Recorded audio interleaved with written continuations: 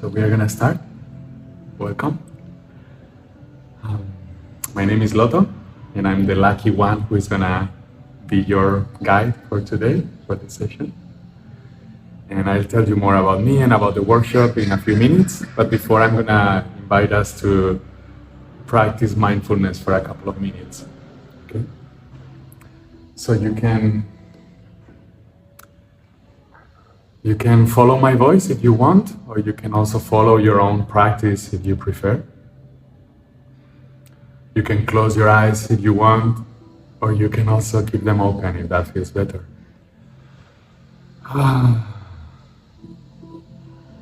You can breathe deeper if that feels good, or just notice how the breathing is happening already right now.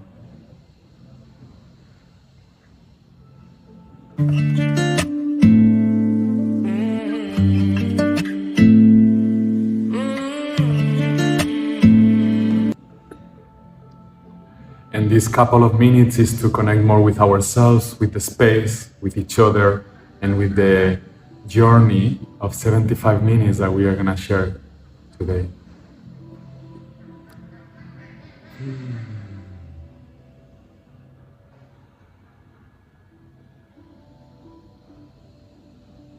I believe that everything that humans improve, we do it by paying more attention, having a more clear intention, and taking more aligned action. Attention, intention, action. You don't need to agree with that, it's just my perspective. And yet I'm going to invite us to bring more attention to the inside of our body, to how we are feeling right now. And maybe we feel great, or maybe we feel crap, or maybe we feel a mix of different things right now. And I will say that whatever we are feeling is exactly what is most useful right now for us and for this space that we share in this moment.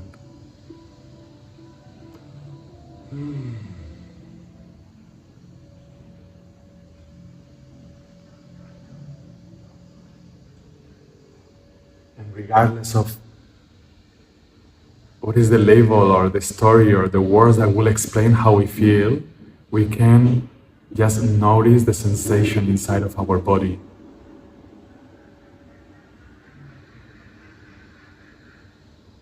And allow for a few seconds this dance between attention and energy, or sensation and consciousness, to happen inside of our body.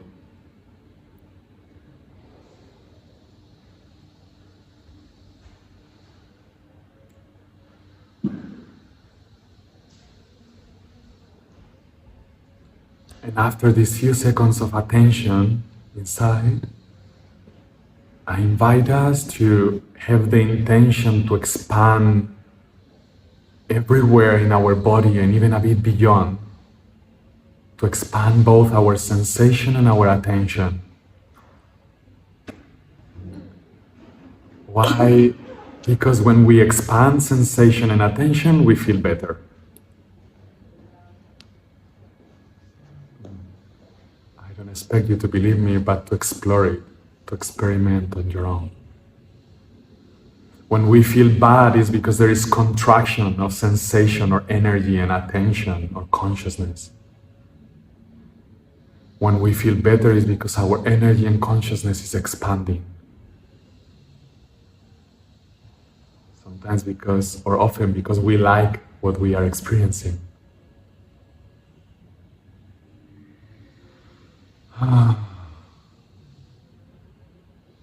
And notice for a couple of seconds this fullness of your attention and energy, completely feeling every little space of your body and a little bit beyond.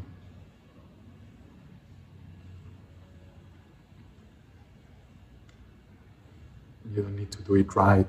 I'm only inviting us to explore, to experiment.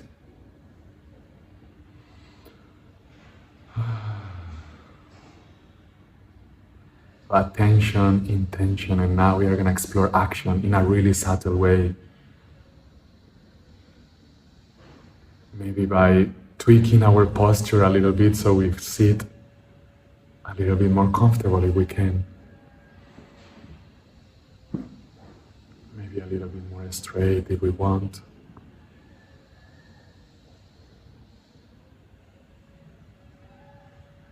And also we can breathe a little bit deeper. And exhale a little bit deeper.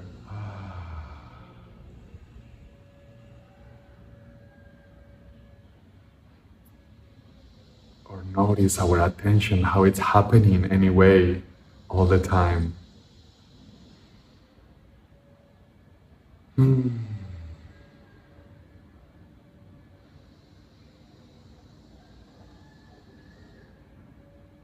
we can again give more attention to how we feel. Have again the intention to explore expanding sensation and attention everywhere in our body, and even a little bit beyond. Or even expand it so our energy connects the whole circle.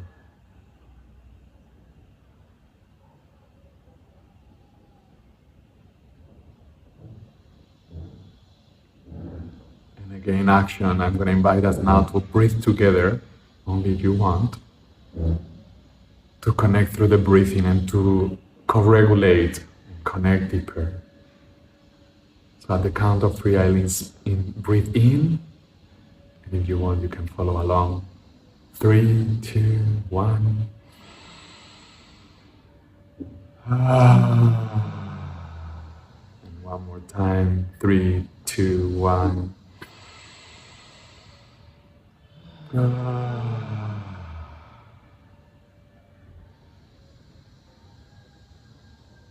And notice again how we feel. And if you feel really good, welcome it.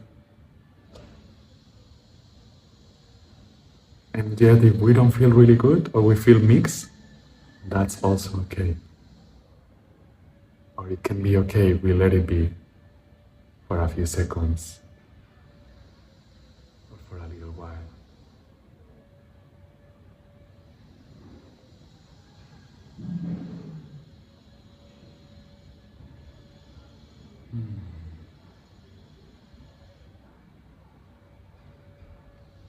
And now take a few more seconds to notice what is your intention for this session.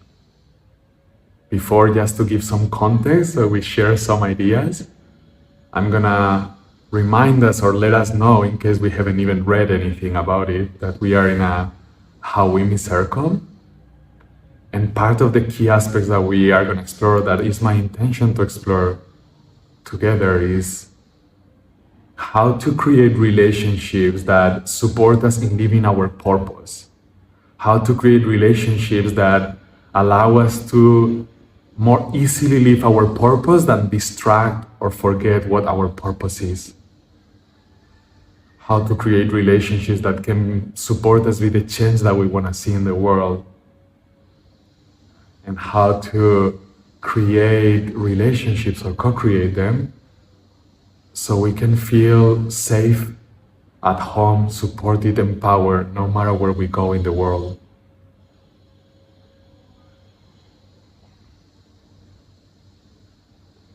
And part of co-creating these relationships has to do with being in presence, to connecting with purpose, to truly listen and follow ourselves, and to explore detachment from what doesn't depend on us, what is not up to us, and attaching ourselves maybe primarily to that presence, or to love, or to authenticity, or to freedom. So purpose, presence, freedom, authenticity, and how to co-create relationships that support us in living our purpose and being the change that we want to see in our lives and maybe in the whole world. And now again, Give yourself a couple of seconds to notice how you feel inside after hearing this and after this couple of minutes of mindfulness.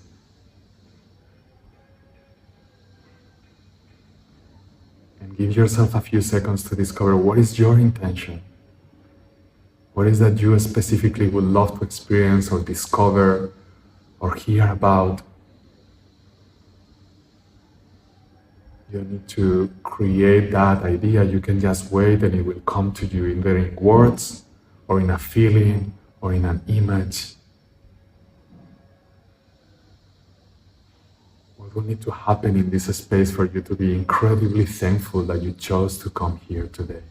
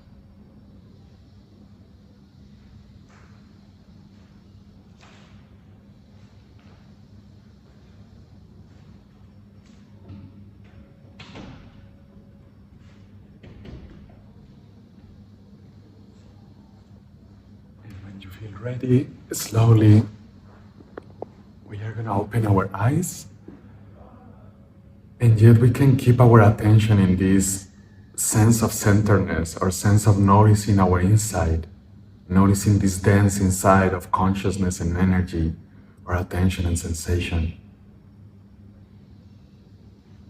And maybe when opening our eyes, we can look at other people and forms, but we can also look at the floor, and we can look at the space between the people.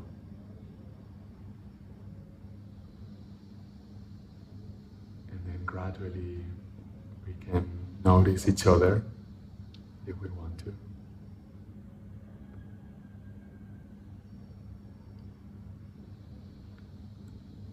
And you may notice that your feeling changes inside.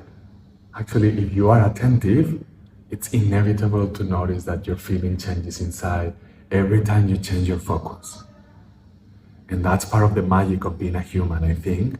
And it's also part of the challenge, because everything changes all the time.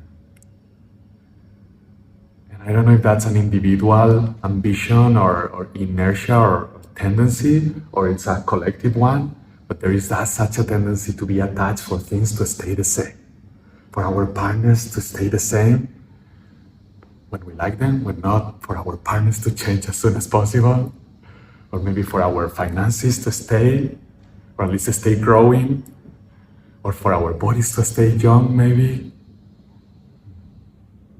But everything changes now, and now, and now, and now. Except our consciousness. Our consciousness, it's been the same for billions of years. Someone said the universe exists for 13 billion years. Probably since before that.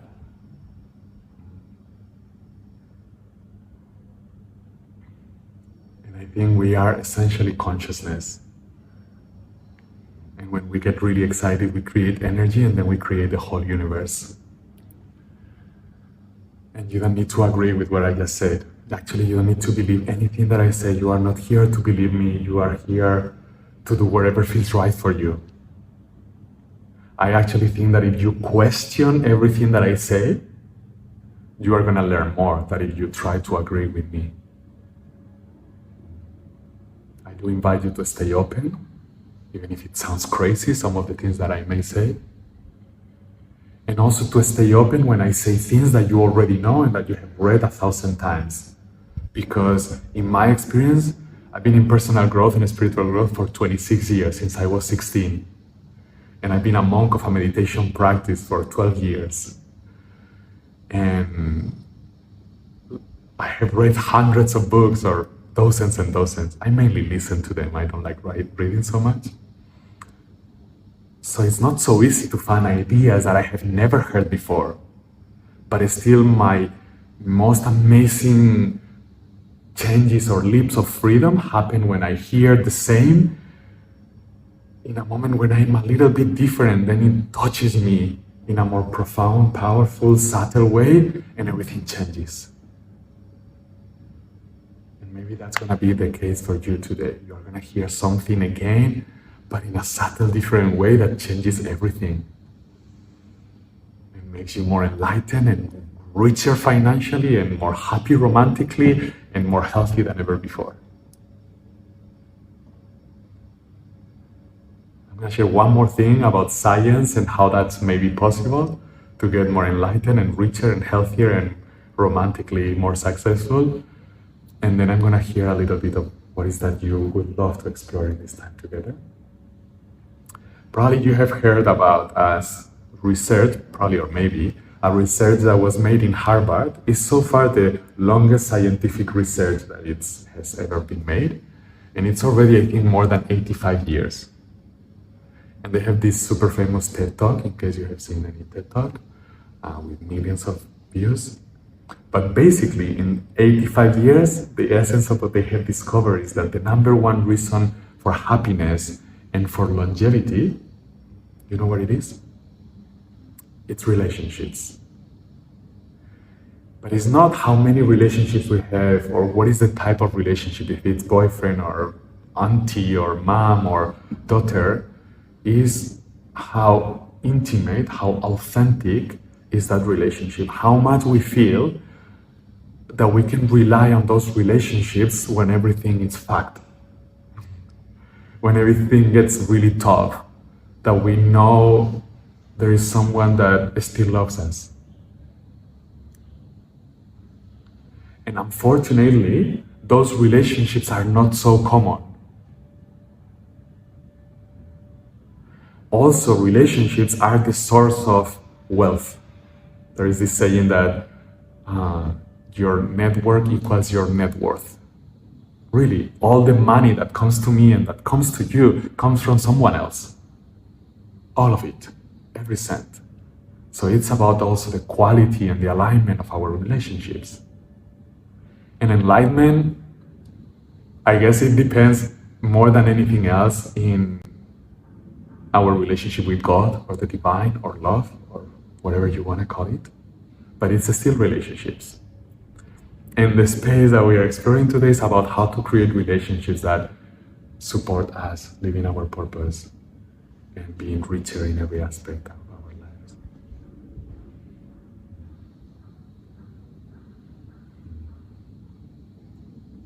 Last thing before I hear you. Why there is so little of those relationships that really, really, really matter to make us more happy and healthy and rich, especially happy and healthy, because it requires authenticity. And that requires vulnerability. And that requires to stay in touch with our fear to be judged. But unless I really show myself as freaking or even as fucking vulnerable as I can, there is no way you can love me. Because you are not even with me. Because I am not able to show you who I am. Does it make sense? Unless I really get naked in front of you, even if you are the most amazing person, you cannot see me.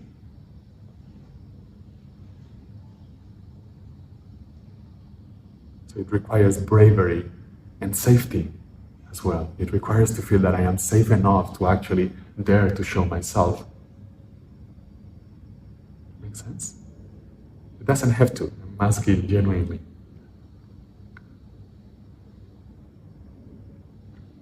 I would love to hear at least a couple of you share if you want something that is really alive right now after this time together, and if not, or at least what is your intention for this space.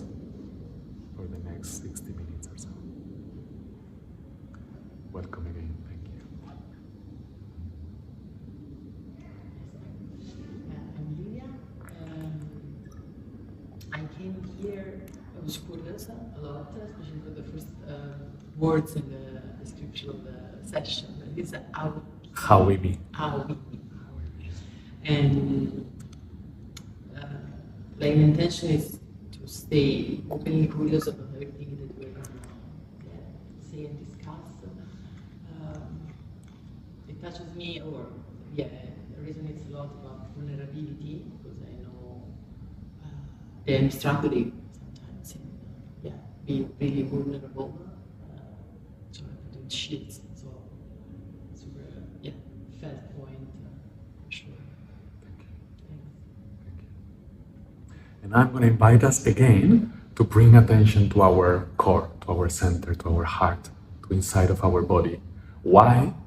There is some people lately that I have heard them say, the body never lies. I haven't reflected enough to be sure that that's the case, but maybe it's the case. The mind is creating bias and tricks and lies to others, but even to ourselves so often. But what if the body doesn't lie? And what if only by being in touch with what you are feeling, not the label that you put to your feeling, not am I sad or happy or excited or shy, no, just the freaking raw sensation. That by itself, in my experience, allowed me to discover, does this feel right to me right now? It's like my inner compass, and I believe it's universal. I believe we all have been born like that. If you see a baby, I was seeing a baby this morning that lives in my neighborhood. She knows what feels right for her and not. She knows what feels safe for her and not. And if it doesn't feel safe, she cries or goes and becomes more shy and grabs the leg of her caregiver. And if she feels safe and excited, she gets more curious and gets closer. We know how to do that since before we learn to think.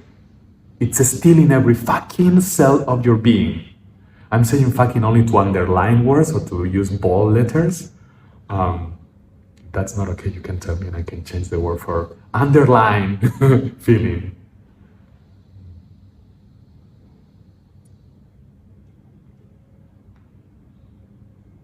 Many years ago, when I was still in my 30s, not so long ago, but a decade ago, I was 33 or something, I think, and I had been in a toxic relationship with my mom for 33 years, or at least 32. And I think the best use of your time while hearing this story is to think about a relationship that you think is toxic. And it doesn't need to be the worst relationship in the world, just a relationship that doesn't feel completely aligned for you. That it doesn't feel always like it's supporting the best version of you. That it's inspiring you to feel safe and to feel that you can and to feel open.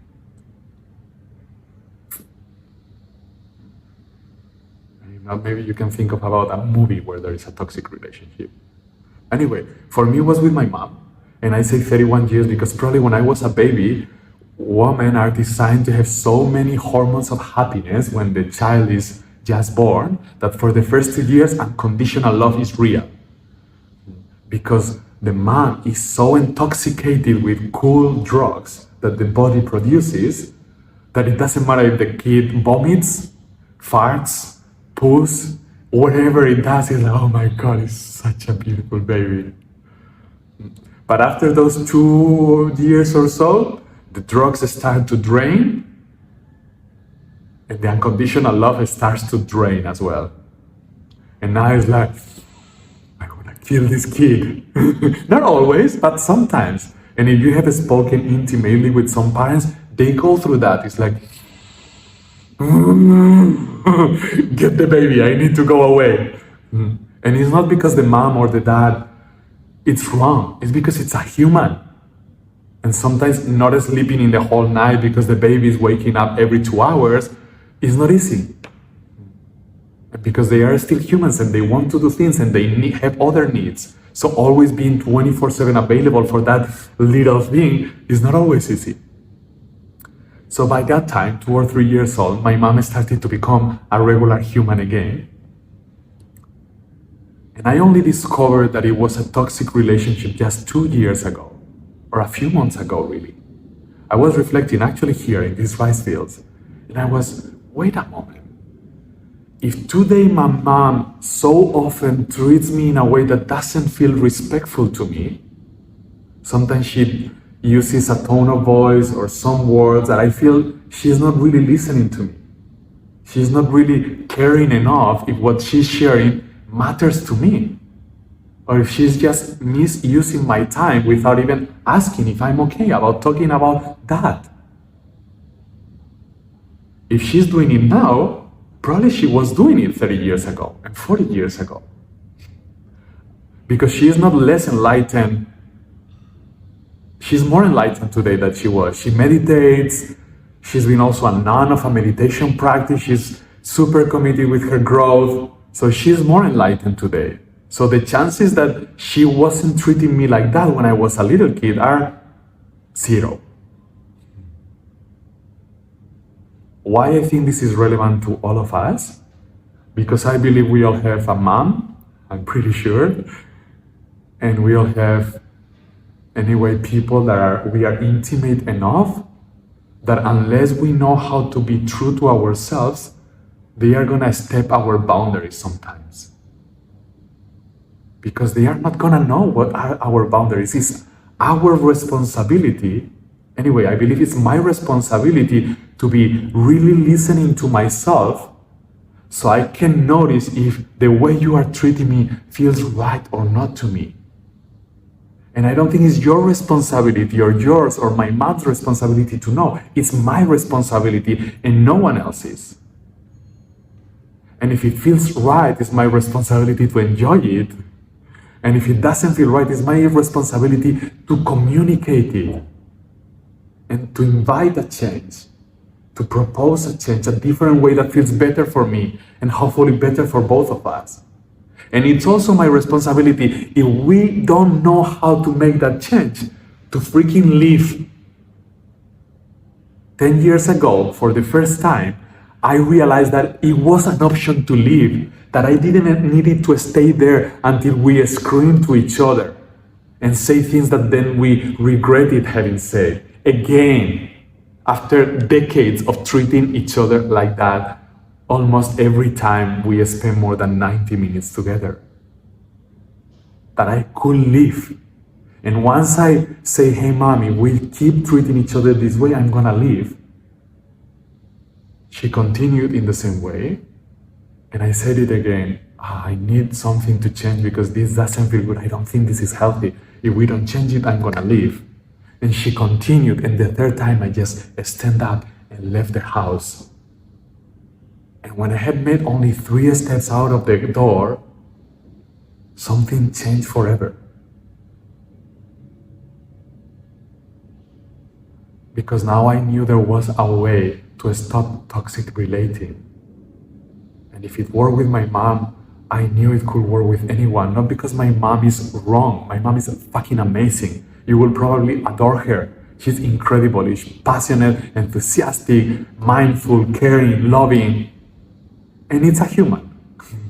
And sometimes the way she treats me, especially me, because we know how to touch each other's bottoms, is not the best way. For me, at least.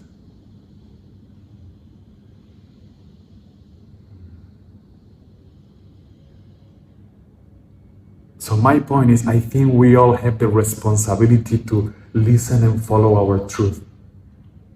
You need to agree, but that is my truth. And I also think it's our responsibility to communicate it to the person that we are with. And I also think it's our responsibility to leave if something is not changed. Even when I'm in this room in another workshop, if something doesn't feel aligned with me, I raise my hand and I propose a change.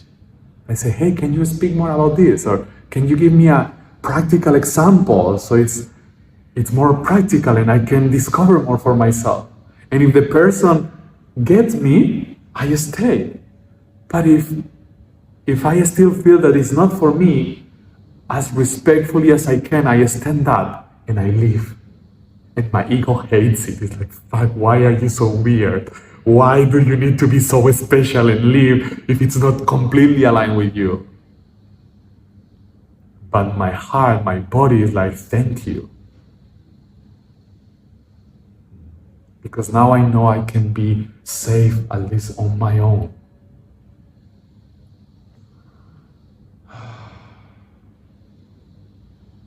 And this is why I'm gonna keep inviting us to come back to our body and notice how it feels inside.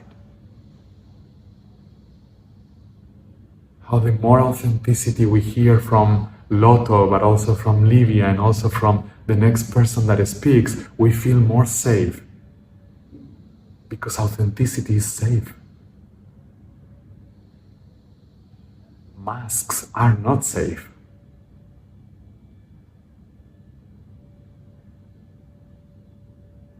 Or at least we don't know if they are.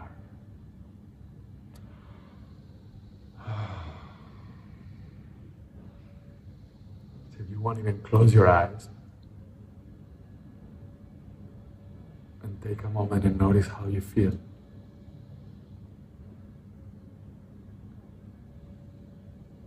And take a moment and travel inside of your mind, inside of your memories.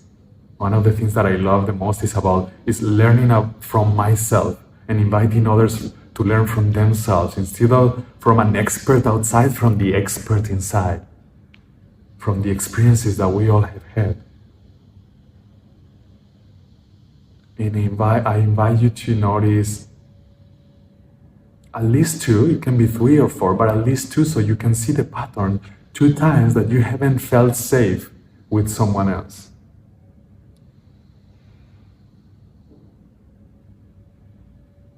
Maybe it was with someone flirting with you, or maybe it was with a family member that, I don't know, he or she is just doing their best, but is not so aligned with you. Maybe a boss, maybe an employee.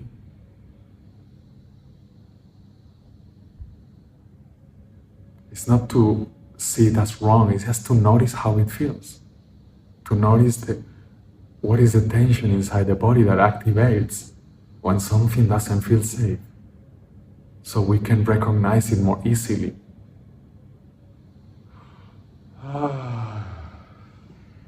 And if we want, we can shake ourselves or do whatever feels right to not let that energy be stuck, but to release it. If we want, do only what feels right to you.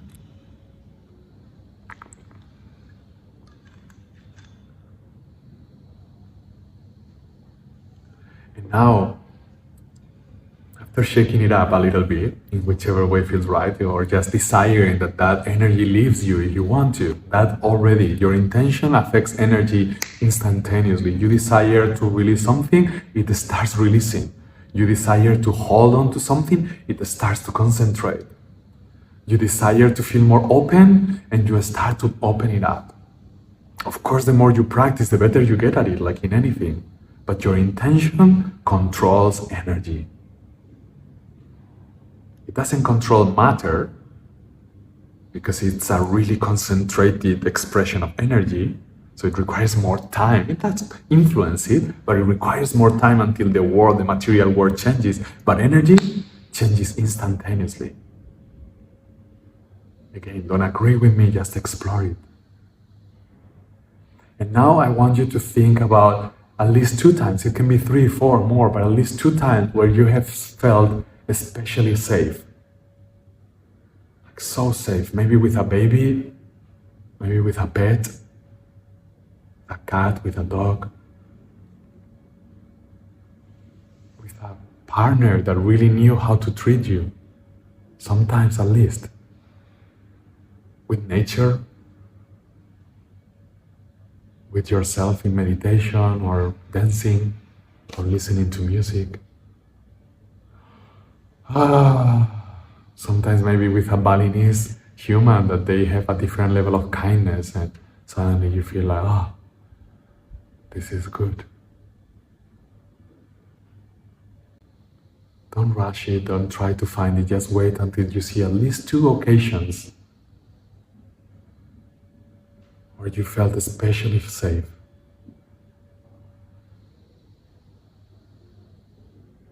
And when you find, even if they are not perfect, but they are really clearly good, notice how that feels.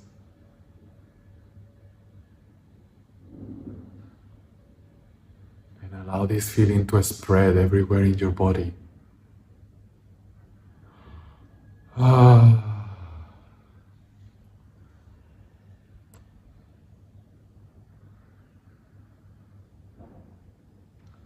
even beyond your body, to fill your body up, to train your body to feel more familiar with this feeling, to be able to recognize it more easily, and also to discern between safe and unsafe. We all know it, but society doesn't train us to do this, or at least not when I was growing up.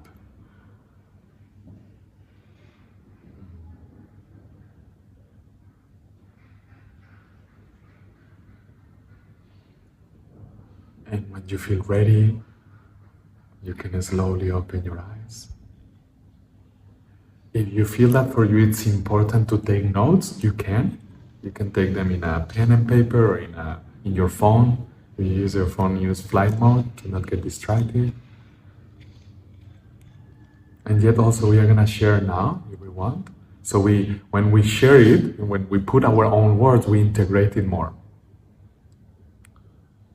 And also when we share with authenticity, we discover more what we have experienced. It's amazing. It's part of the magic of being a human. And also we inspire each other. And probably we are going to share things that other people or everyone is going to be like, oh, I can relate to that. Every time we share with authenticity, everyone else can relate. Really intensely or more subtly, but everyone can relate because we are all different and yet we are all really similar.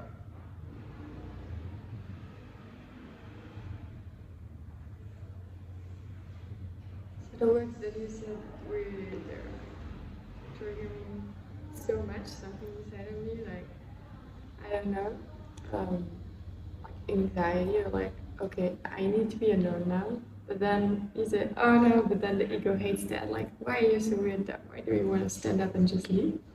And I just feel that urge of, maybe I just need to be alone now. But then in the same time, exactly like you said, like, oh no, you can't do that. Sit here. Stay. Don't be doing it alone. Thank you so much for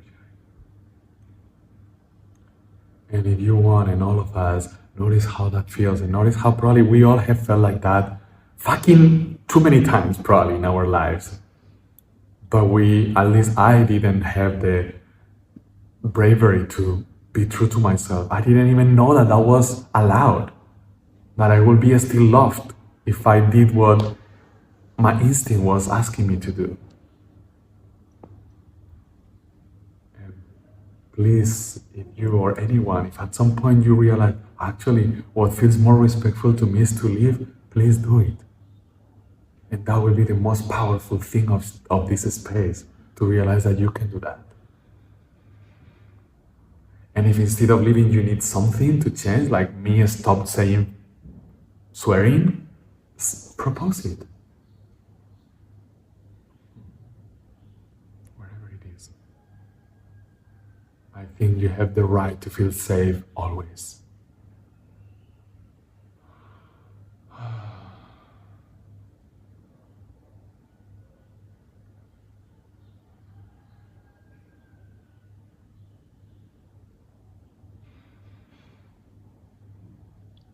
Okay, so I have some relationship problem with my mom as well. When I hear Who has a challenging relationship with her mom? Who has a challenging relationship with her dad? Who has a challenging relationship with someone? Okay, we are humans. Good, thank you. yeah, so when when I hear you say your things and when you said to ask us to think about where I'm safe, I just think about my mom. Yeah, I'm still like struggling with that because I'm the person who will like walk away when I feel like the situation was not really good. But this actually is not the way I really want to do because I do feel like I want to have more communication, but I don't know how to do it. Yeah, Thank you. yeah. So yes, but when you say to feel the safe one, the safe place, I think about I also have other families, my dad, my other siblings, my friends who support me, and also I feel comfortable to being with myself alone as well. Yeah. So that's how I feel. Anyone else feels really safe on your own? Yeah. Anyone doesn't feel safe sometimes on your own? I don't feel safe sometimes. Less and less. Sometimes my mind is like crazy judging me or trying to. And I need to be really, really attentive to not go into that. Thank you for sharing. I want to connect what you said with what is Hawimi, which is the name of this workshop. Hawimi, it's a word that someone has created. It didn't exist like 20 years ago. And that's part of its power. It comes from happier we, happier me, and just trying to condense it in a way that there was a domain available.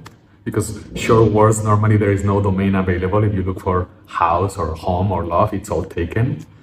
So this person wanted to find a word that was available online. Actually, it was two people. But basically, Hawimi means when two or more people agree that we are gonna support each other in thriving. We are gonna support each other in feeling safe, and we are gonna support each other in healing, and we are gonna support each other to be more free and more purposeful. That means Hawimi. And it's also the name for the movement, the global movement of people that are doing their best, that we are doing our best to live like that. When I was 13 to 16, I was so confused that I took all the drugs that would come my way and I did all the forbidden things that were available because I realized that what wasn't forbidden wasn't working for me. That what the adults were trying to propose me to do didn't feel right because I didn't know any adult who was really, really, really, really happy. So why would I trust any adult telling me what to do? So because drugs were forbidden, I took them all and I sold some of them. Not all of them, but everyone that I found. Many of them I didn't even know what the hell they were. Some they were really fun, but most of them weren't even fun. It was just crazy. Because I wasn't taking them in a space that felt safe. I was taking them with people that were crazy, like hundreds of people in a club, all of us stupid, doing things that weren't good for us, unhealthy. Not all of us, not all the time, but most of the time. By the time I was 16, my mom knew half of what I was doing, but she was like, oh my God, this is not gonna end up well, and sent me 10,000 kilometers away from near Barcelona in Spain, where I was growing up, to near Cordoba in Argentina. And I stayed for 4 weeks in a Hawimi community, in an intentional community, in a collective of people that were living together with the intention to support each other, truly heal and truly be happy and truly do the best for themselves, but for everyone else and for the world around them. And in just a couple of weeks, I felt so safe that I started to remember spontaneously how to be authentic, how to discern what felt right and what didn't, how to feel free, what was good for me in spite of what everyone else was doing. And connected to how to not live, but to communicate more. So I think it's really important to know I can live if I need to. And yet it's true how sometimes I don't want to live, I want to communicate it. So maybe something can change because I prefer connection. And I can try, that's my best.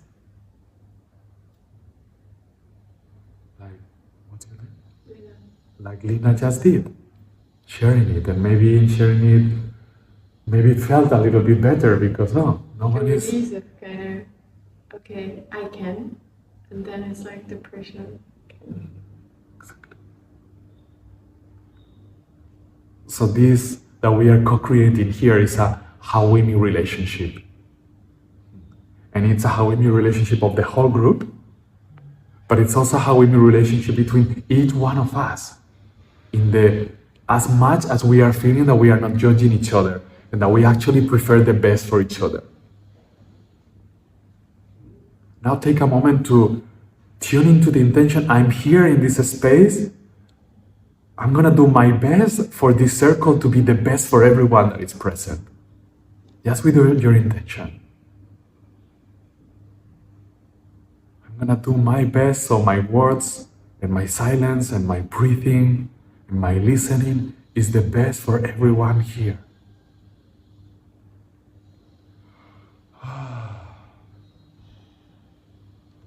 And notice how possibly that feels actually pretty good.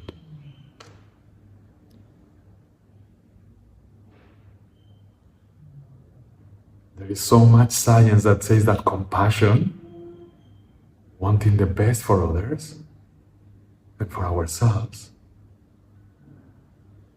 supports health and relationships and productivity, physical and mental health.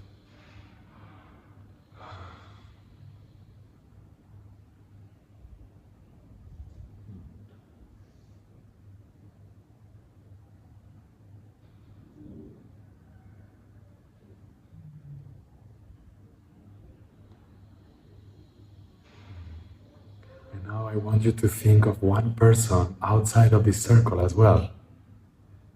Someone especially that you already know, that maybe it's already 1, 2, 3 people, 5 people that you already feel, at least one that you already feel pretty safe with.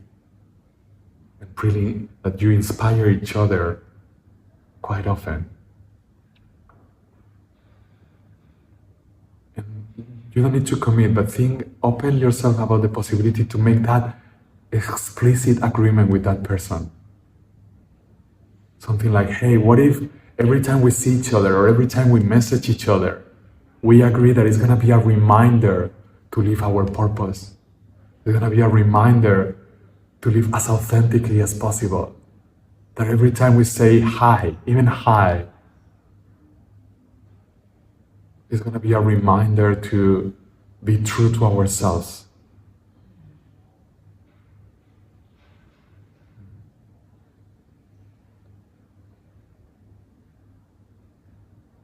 There is so much scientific proof that that's one of the key ingredients for success. Agreeing with someone else what is success and that you are going to support each other in that.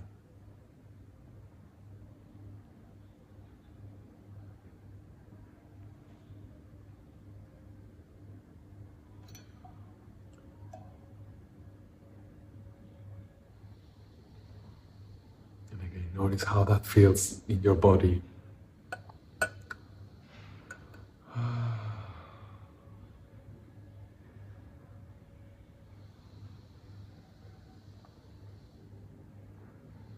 Now we are gonna slowly stand up.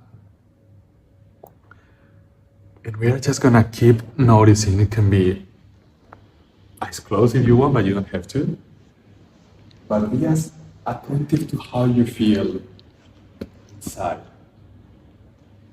You can start walking a little or a lot, up to you. Can you still hear me well or better with the mic? Someone needs the mic? If you need it, raise your hand and I put the mic there.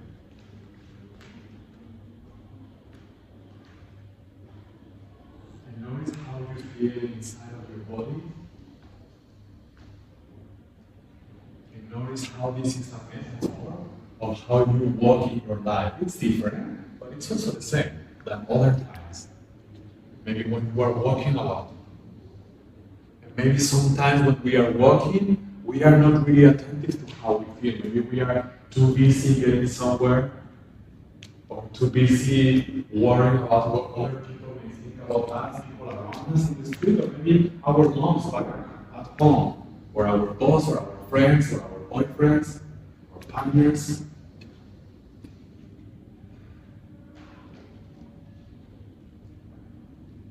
And notice how also you have this option of attuning to your center and be present with how you feel. And part of the trick is that we can notice how we feel when we feel really good, but also when we don't feel good. It's okay, it's still safe to notice how we feel.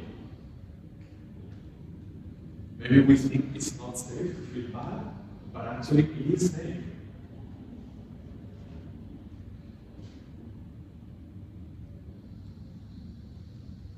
And when we notice how we feel, we actually start feeling better pretty soon. Precisely because we are not, if we are noticing how we feel, we are not judging ourselves. We are not judging the world either. Krishnamurti once super sage said, attention without judgment is the highest form of intelligence. Attention without judgment is the highest form of intelligence. You don't need to agree with Krishnamurti either. But you can be open to explore that possibility. And now we are gonna meet with someone. Without rush, we're just gonna get close to the person closest to us. And we are not gonna even say anything. Just be close. Notice how we feel different when we get closer to someone. When you feel ready, only you do, take one step closer. And if it's too much for you, you can take a step backwards, and that will be a sign for both of you to stay there, to not get closer.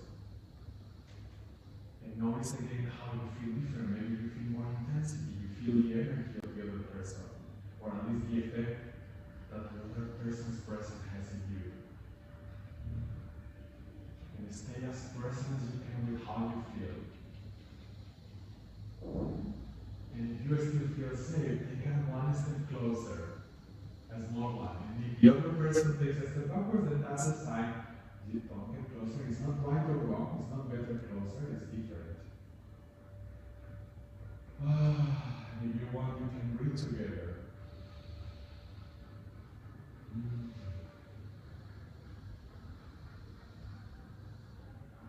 My closest friends, they all know or keep getting to know that they can spend more time with me only if they are present in their body. But if they don't manage to be present in their body, then I leave. I need to go. Because I don't feel safe when someone else is not present in their body, because I know they are crazy. I know when I'm not present in my body, I'm with my crazy mind.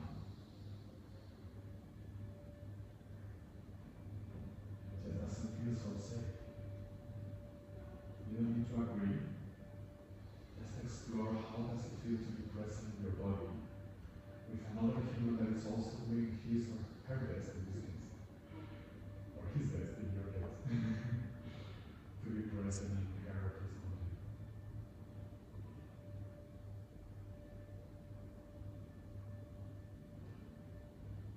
And now we're gonna say thank you if we want with a gesture.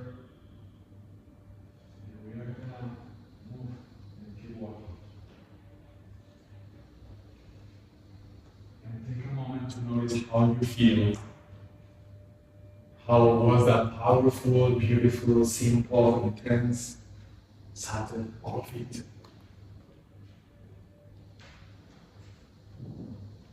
And notice how this is an exploration of what you can do with others if you want. If it feels inspiring or interesting to you, or valuable. Notice how it changes your feeling when you walk on your own. I'm not saying it's better or worse, it's not, it's just different. If you cannot notice the difference, that's also okay. But you probably do if it's subtle. And slowly you start getting closer to the next person, the person closer to you. Also be really attentive though, that don't get closer than you want. If the closest is 10 meters away, respect that as well. But explore getting as close as it feels respectful to yourself and to your need in this moment.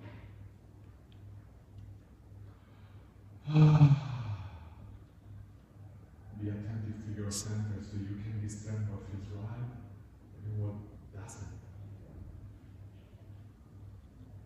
And if it feels like take one step closer, but if it doesn't, then take one step backwards so the other person knows that that's your limit right now, that's not right or wrong, it's perfect. It's true to you right now, so it's the best that you can offer in this moment.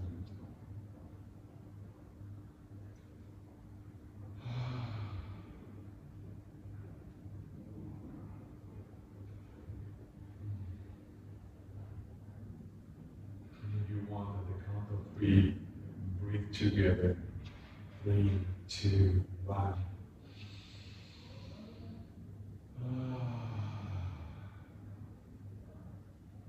And again, 3, 2, 1.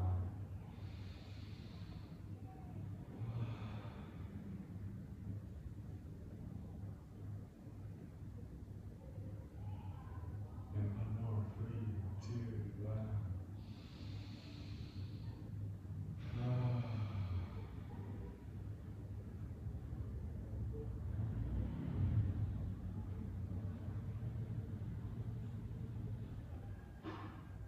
And notice how you feel. Notice maybe even how sensitive you are. How society, consciously or not, trains us to be less and less sensitive, to be less unique, to behave, to cry less. And we are babies. Don't cry. Don't laugh too loud. Don't move too much or so much. Don't be weird. But when we allow ourselves to be ourselves, we are so sensitive and unique, so freaking beautiful, exactly the way we are.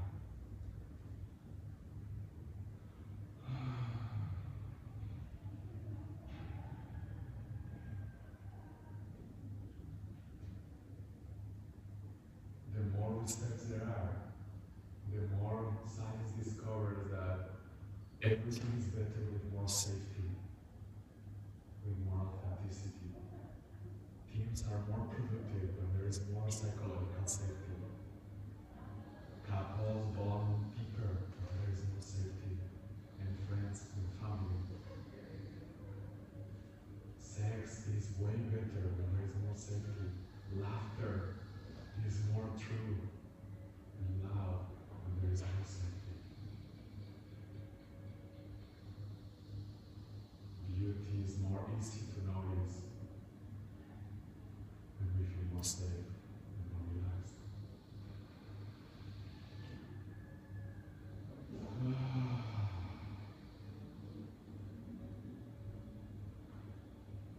And if you can, take one more step, a small one, closer, until one of you takes one step backwards. No rush, step by step, no right or wrong. Just so you notice what is your boundary and you know that it's okay to take a step backwards. That is not better the bravest, or the bravest is not whatever the other expects. The bravest is you honoring yourself. That's the bravest.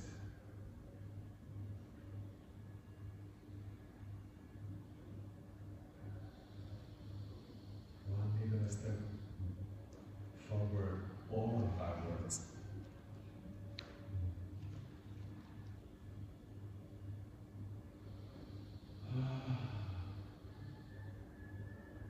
Notice how it feels to be so close and yet so present.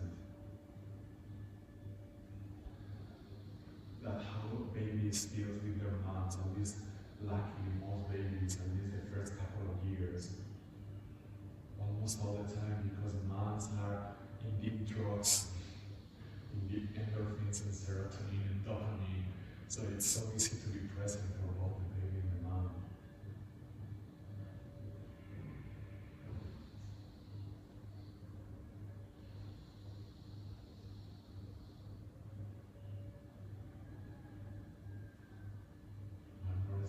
closer or backwards. It's not right or wrong, it's not better or worse, but just keep going until one of you feels that it's more honest to keep having more distance.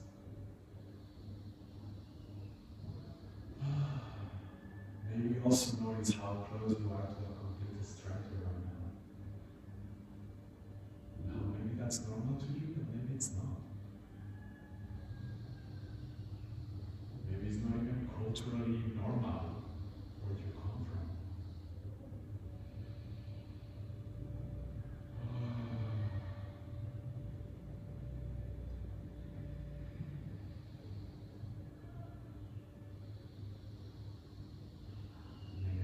Together.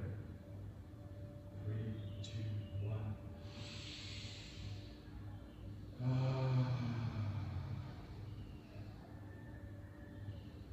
3, 2, 1.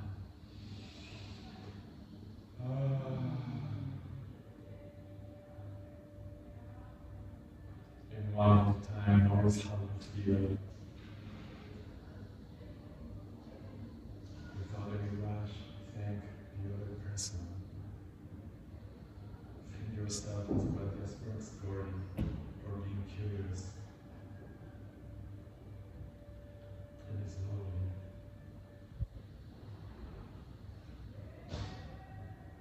Start to move away without any rush.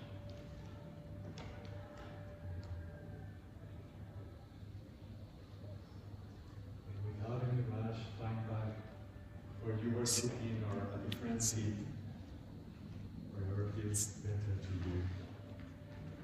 Trust your intuition, even if you don't understand fully your intuition sometimes. At least I don't. Sometimes you're like, really? I need to do this now? No, I don't want to!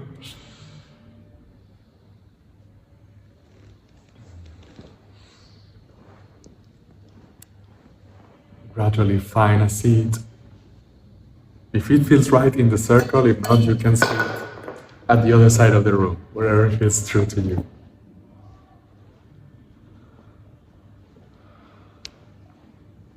And give yourself a moment to notice how you feel, notice what this experience means to you, wherever it means to Loto, wherever it means to the person next to you, wherever it means to whoever. It's a reference that we have in our mind. Maybe our teacher, our guru, our mom, our dad, our friend, our boyfriend.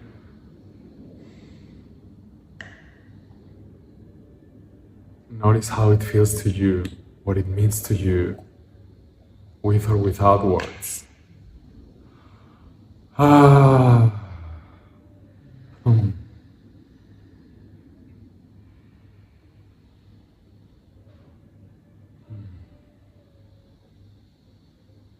If it feels right, thank yourself for so much sensitivity, for so much presence.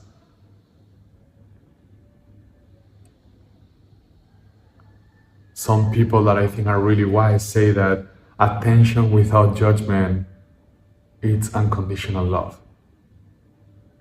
It's both the highest form of intelligence, and it's also unconditional love. Not romantic love, not needing each other. That's cool also, sometimes at least. But attention without judgment, which is part of what we have been exploring. What if that's actually unconditional love? Holding a space for yourself, no matter how you feel and how you behave now. And holding a space for the other, no matter how he or she is behaving in this moment, unless it doesn't feel safe, then unconditionally loving with yourself, taking a step backwards, and even moving away if that feels most honest.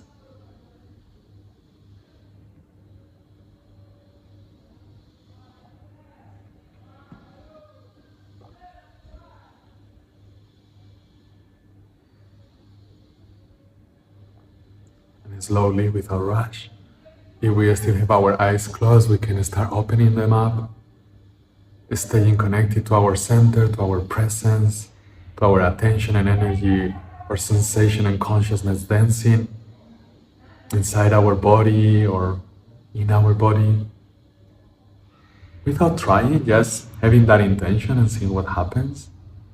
Maybe again looking to the floor or the space around before looking to anyone. The reason why that may be valuable is when we look at someone else, there is a lot of stimulus. And that's beautiful. And yet, doing it gradually can help to stay present also with the other one.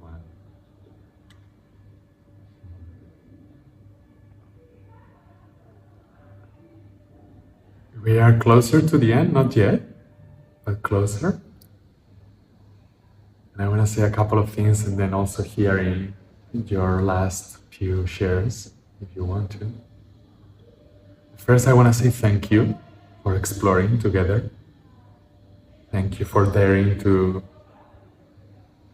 be curious, even if maybe in some moments have been weird or edgy or especially good, wherever it was, or all of it in different moments.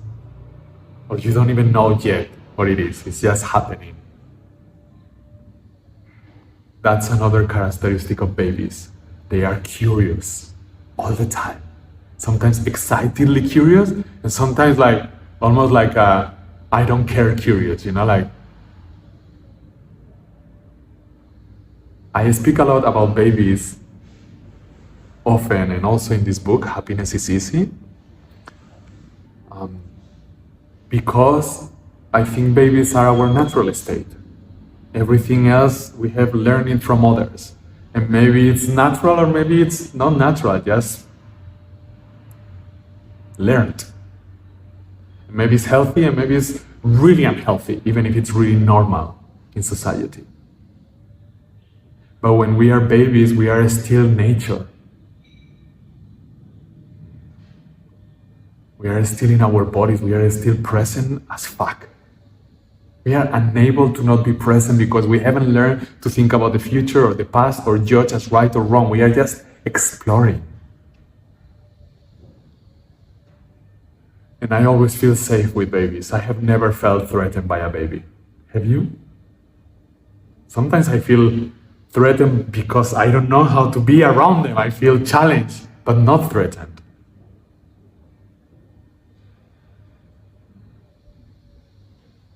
And we all have been born like that, so we know how to be like that. We can learn from Buddha or Christ or Socrates or Lao Tzu or Eckhart Tolle or Tony Robbins or whoever is our hero, alive or dead. But we can also learn from babies and we can learn from ourselves. Our cells know how to be present. Our cells know what feels right and what doesn't.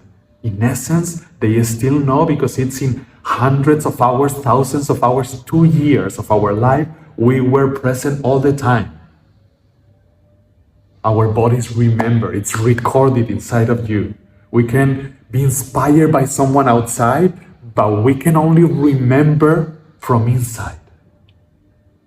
That's why I stopped being a monk, because at some point I felt that following a guru outside wasn't true to me anymore.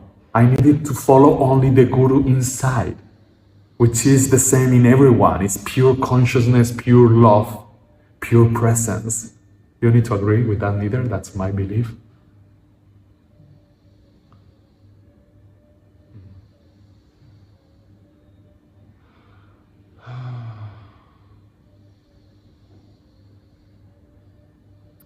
My biggest desire for this workshop is that it's only a little explosion.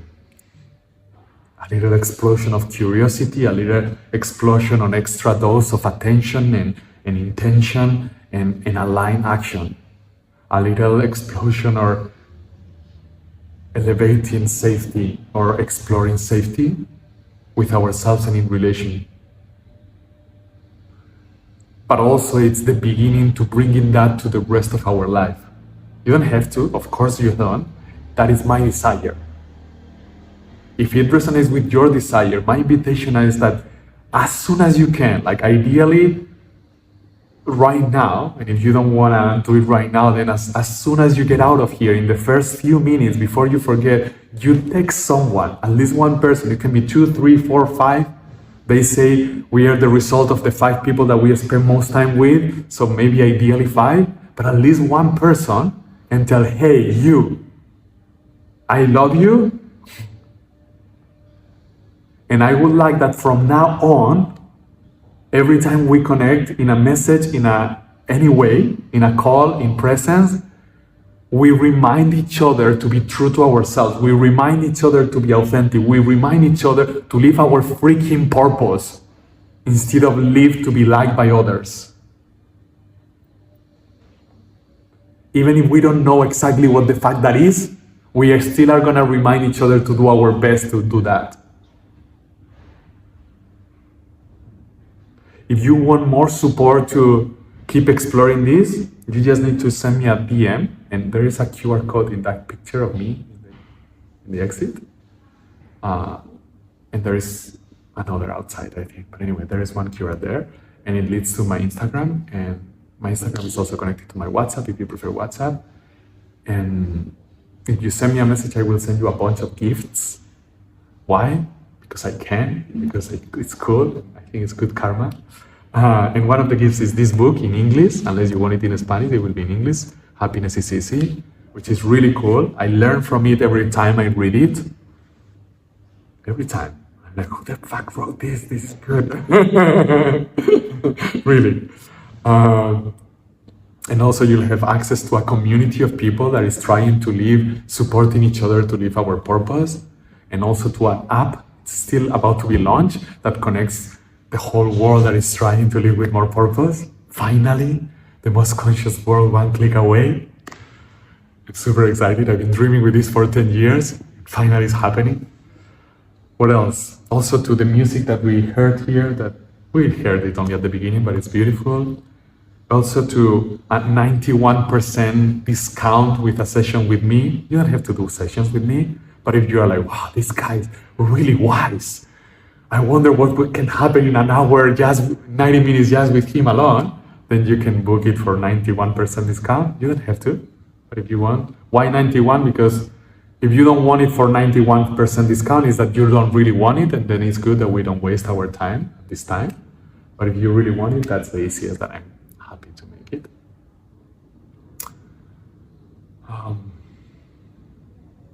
And even if you only send me one message, the door is open. And if at some point in 10 years or 20 days, suddenly you have the intuition of, you know what, actually I want that freaking book. At the time I didn't want it to read anything, but now I feel I want to go deeper into this, at least as a reminder, or I want to be connected with someone else that is as crazy as this guy, or as the people that were in this room exploring presence together, you can send me a text. And I would love that. You don't have to. Please don't do it unless you feel like it. But if you do it, I will love it. And notice how you feel also in your body, because this was marketing. And some of us, actually most people, hate marketing because it's abusive most of the time. It's like, buy this shit. Fuck off. I don't want to buy your shit. So I did it with the best intention to be respectful and be generous and be non-invasive, but notice how it feels. And be true to how it feels and give it the space that it needs.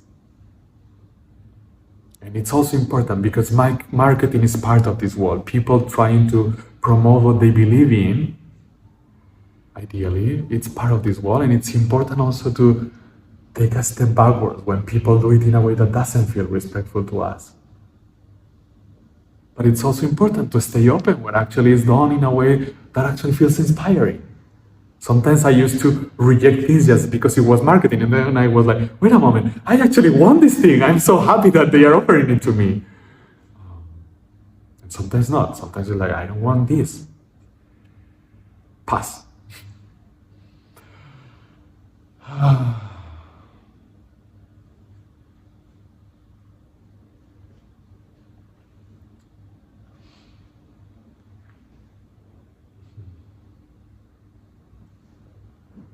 So now, We are gonna take a moment to notice how we feel.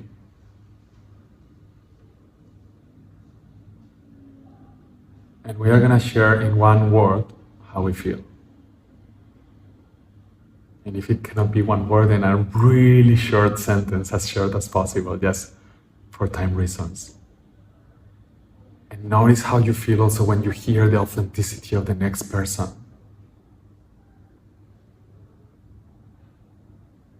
And we are gonna notice and give some space between one and the other. A listen of space to notice that the space is available for us to say one word or one sentence. What is in one word or one sentence, how you feel right now, or what has this space meant for you?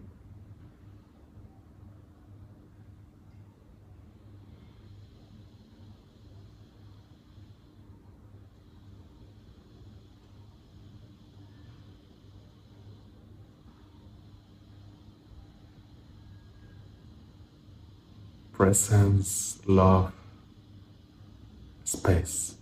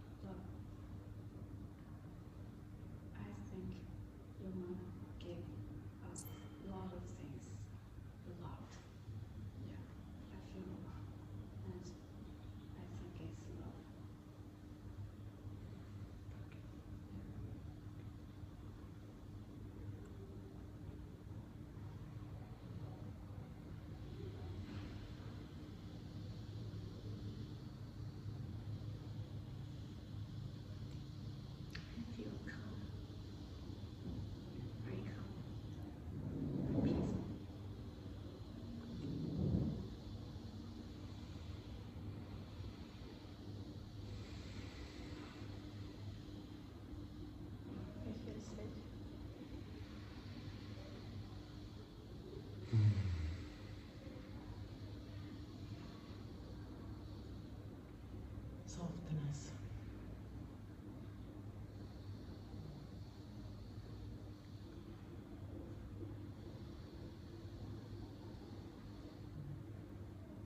I feel heavy, but not because of the session, but because of what I came with.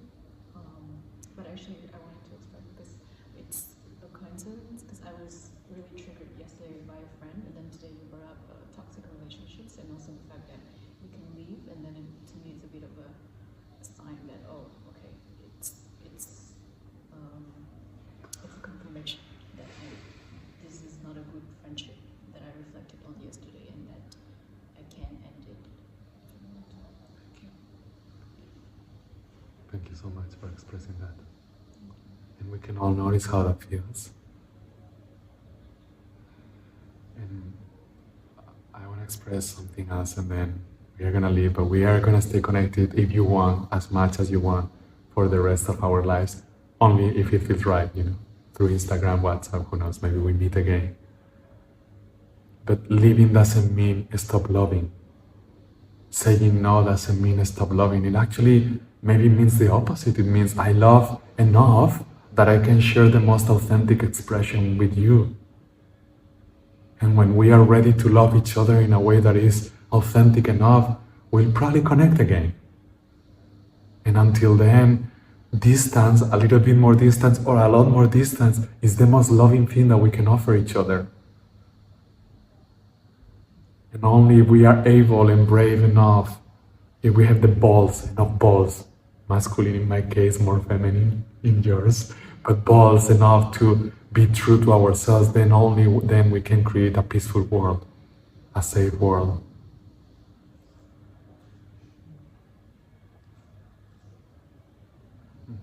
So in summary, presence, purpose for being true to ourselves and following ourselves, authenticity, agreeing with at least one person, maybe more, to be a reminder for each other of this presence, authenticity, purpose, alignment. But in essence, doing only what feels right to us. With some of you, I will stay in touch, maybe with all of you. That would be my honor. And with this, if you are a pictures person and you would like a picture together just to have a reminder, then we are gonna come to this side and this tripod is gonna take a picture. But also notice if you don't want it, don't do it. You know? It's not cooler. It's cooler to be authentic. That's it. Thank you.